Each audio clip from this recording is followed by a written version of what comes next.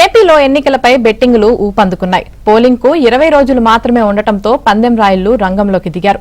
ప్రభుత్వం ఏర్పాటు, వచ్చే సీట్లు, ఆయా అభ్యర్థుల గెలుపు, వారి మెజార్టీలపై భారీగా బెట్టింగులు కాస్తున్నారు. సర్వేల ఆధారంగా పార్టీల గెలుపుపై పందాలు పెడుతున్నారు. నేషనల్ మీడియా ద్వారా వచ్చిన 11 సర్వేల తర్వాత పందాలు జోరందుకున్నాయి. కూటమి విజయంపై ఎక్కువగా కడుతున్నారు.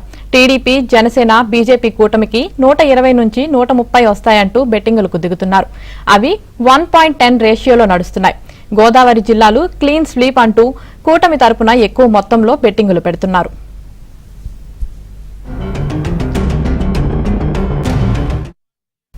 చంద్రబాబు, పవన్ ఉమ్మడి ప్రచారం తర్వాత మారిన పరిస్థితుల ఆధారంగా పందాలు పెరిగాయి. కాన్ఫిడెంట్ గా కూటమి గెలుపుపై పందాలు నడుస్తున్నాయి. దీంతో వైసీపీ మద్దతుదారులు పునరాలోచనలో పడ్డారు. ఆచితూచి అడుగులు వేస్తున్నారు.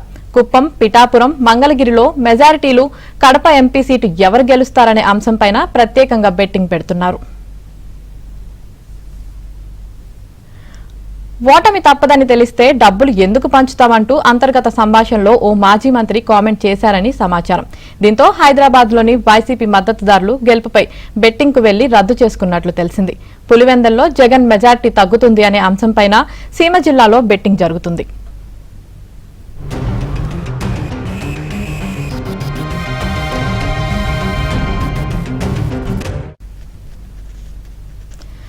మాచర్ల, పుంగనూరు సీట్లపై 2 జిల్లాల్లో విస్తృతంగా పందాలు జరుగుతున్నట్లు వినికిడి.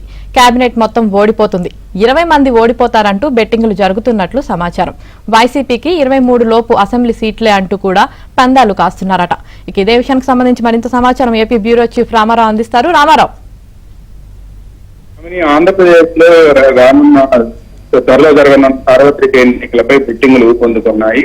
పోలింగ్ 20 రోజులు మాత్రమే సమయం ఉండటంతో పందెం రాయుళ్లంతా కూడా బెట్టింగుల్లోకి దిగారు.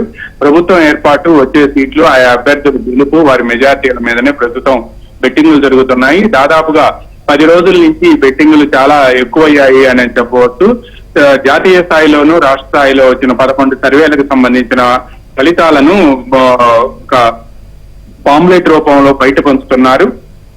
ఈ సర్వేల ఆధారంగా నేషనల్ మీడియాలో వచ్చిన సర్వేలను కూడా మరికొన్నిటిని వీటికి జోడిస్తున్నారు. కూటమి విజయంపై జోరుగా ఈ పందాలు సాగుతున్నాయి. కొంతమంది అయితే 120 నుంచి 130 వరకు వస్తాయి అంటూ కూడా పందాలు కాస్తున్నారు. 1:10 రేషియోలో ఈ పందాలు బెట్టింగులు జరుగుతున్నాయి.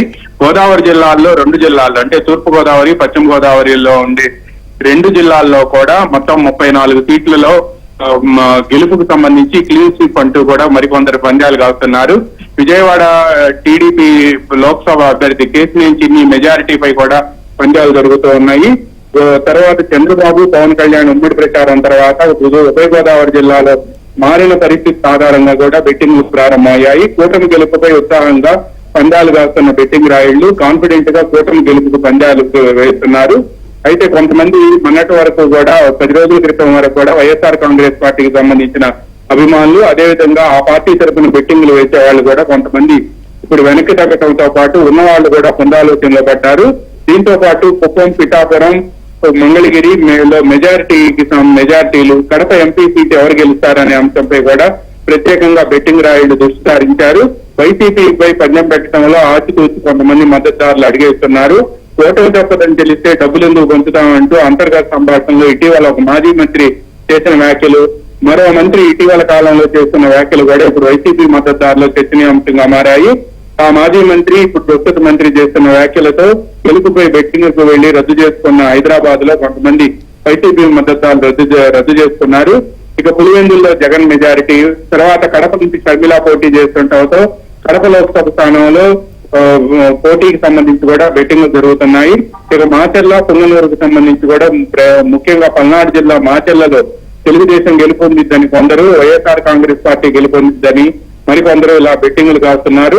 అయితే ఇంకోవైపు మాత్రం కేబినెట్ మొత్తం ఓడిపోతుందని కొందరు, 20 మంది మంత్రులు ఓడిపోబోతున్నారని మరికొందరు కూడా బెట్టింగ్లు కాస్తున్నారు. వైసీపీకి 23 అసెంబ్లీ సీట్లు అంటూ కొంతమంది, 50కి 1 సీటు కూడా దాటదని మరికొంతమంది, ఇలా రకరకాలుగా బెట్టింగ్లు ఆంధ్రప్రదేశ్ లో ప్రారంభమయ్యాయి.